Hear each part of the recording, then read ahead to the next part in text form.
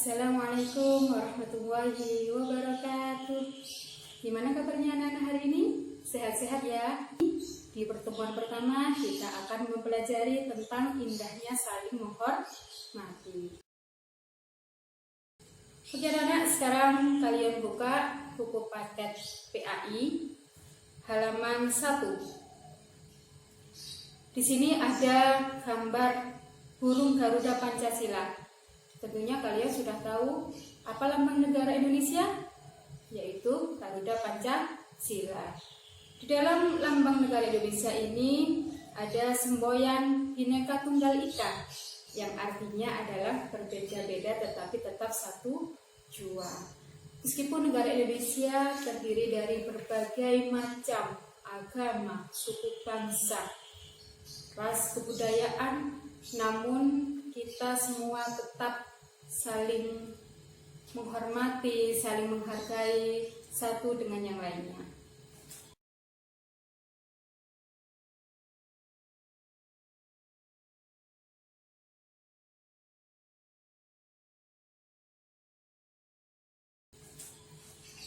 Di Indonesia ada 6 agama yang diakui. Di antaranya adalah Islam, Kristen, Katolik, Hindu, Buddha, dan Konghucu. Meskipun di negara Indonesia ini mayoritas adalah beragama Islam, namun kita semua bisa hidup rukun tentunya karena bisa saling toleransi, saling menghormati antar sesama umat beragama.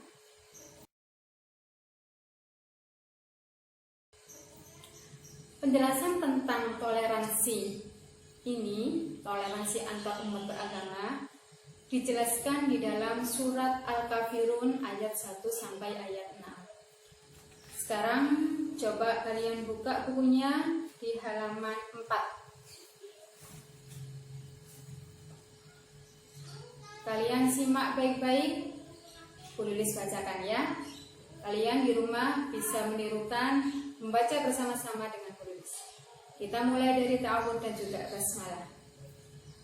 A'udzu billahi minasy syaithanir rajim. Bismillahirrahmanirrahim. Qul ya ayyuhal kafirun la a'budu ma ta'budun wa la antum 'abiduna ma a'bud wa la ana 'abidum ma 'abadtum wa la antum 'abiduna ma a'bud lakum dinukum waliyadin. Shadaqallahul 'azim.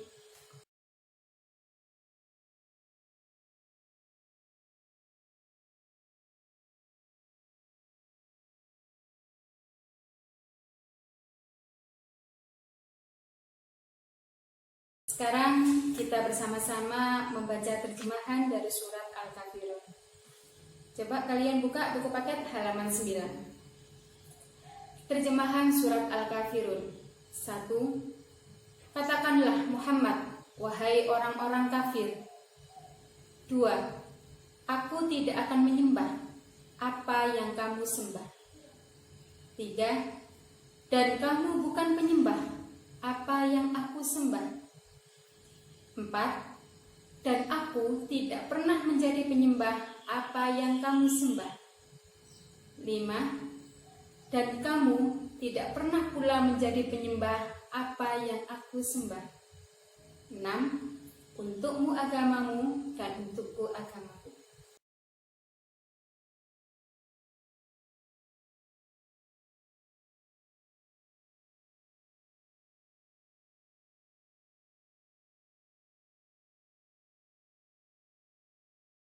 Oke anak-anak, sebelum kita lanjut pada penjelasan tentang makna kandungan dari surat Al-Kafirun, sekarang kita akan belajar terlebih dahulu pokok penjelasan dari surat Al-Kafirun itu sendiri, ya.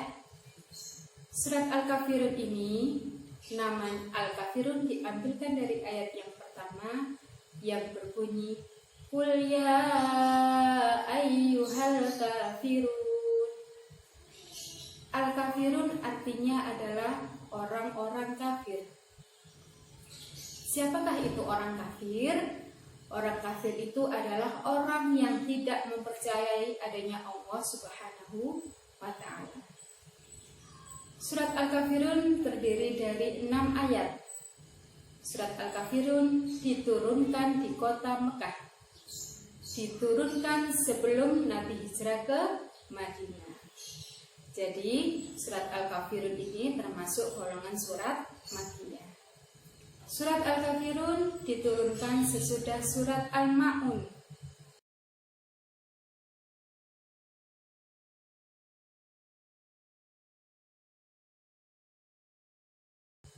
Terletak pada urutan ke-109 di dalam Al-Quran. Ada beberapa pokok penjelasan di dalam surat Al-Kafirun. Di antaranya yang pertama adalah surat Al-Kafirun mengisyaratkan tentang pupusnya harapan orang-orang kafir Quraisy Mekah pada zaman itu terhadap dakwah Nabi Muhammad SAW. Karena pada saat itu ada beberapa utusan kaum kafir Quraisy menemui Rasulullah Muhammad SAW dan mereka mengajak Nabi Muhammad untuk saling bertukar agama. Mereka mau menyembah kepada Allah dan mengikuti ajaran agama Islam selama 1 tahun. Namun setelah itu Nabi Muhammad dan para pengikutnya juga harus menyembah Tuhan mereka dan mengikuti ajaran agama mereka selama 1 tahun pula, dan begitu seterusnya. Namun ajakan dari kaum kafir Quraisy ini ditolak oleh Allah Subhanahu wa ta'ala dengan menurunkan surat Al-Kafirun. Selanjutnya di dalam surat Al-Kafirun ini juga dijelaskan bahwasannya Nabi Muhammad tidak mau mengikuti tata cara beribadah orang-orang kafir Quraisy. Karena di dalam surat Al-Kafirun sendiri juga dijelaskan setiap agama memiliki Tuhan sendiri, memiliki kepercayaan sendiri, dan juga tata cara ibadah sendiri-sendiri. Inti di dalam surat Al-Kafirun ini ada di ayat terakhir, yaitu ayat 6. Lakum dinukum waliyadin. Untukmu agamamu dan untukku agamaku. Artinya apa? Di dalam beragama, kita harus menganut kepercayaan kita masing-masing. Kita tidak boleh mencampur adukan agama. Kita tidak boleh mengikuti ajaran agama orang lain. Itu pula sebaliknya, orang lain pun tidak bisa mengikuti ajaran agama kita. Selanjutnya, di dalam surat Al-Kafirun juga dijelaskan bahwasannya mereka dipersilahkan beribadah menurut ajaran agamanya masing-masing. Inilah sebagai bentuk toleransi umat beragama. Kita tidak bisa memaksakan kehendak kita kepada orang lain. Karena tadi sebagaimana yang dijelaskan sama Bu Lilis, bahwasannya setiap agama memiliki Tuhan sendiri-sendiri, memiliki ajaran agama sendiri-sendiri, dan juga tata cara beribadah sendiri-sendiri. Oleh karena itu, tetap jaga kerukunan, saling toleransi, saling menghargai antar umat beragama. Itulah anak-anak penjelasan tentang surat Al-Kafirun pada pagi hari ini. Untuk tugas selanjutnya, kalian hafalkan surat Al-Kafirun ayat 1 sampai ayat 6 beserta terjemahnya. Caranya, kalian hafalkan 1 ayat, dibaca 3 kali, diulang terus-menerus sampai hafal, ya. Dan begitu seterusnya sampai ayat yang terakhir.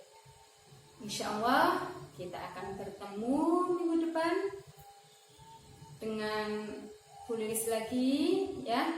Jangan lupa tetap belajar di rumah dengan baik.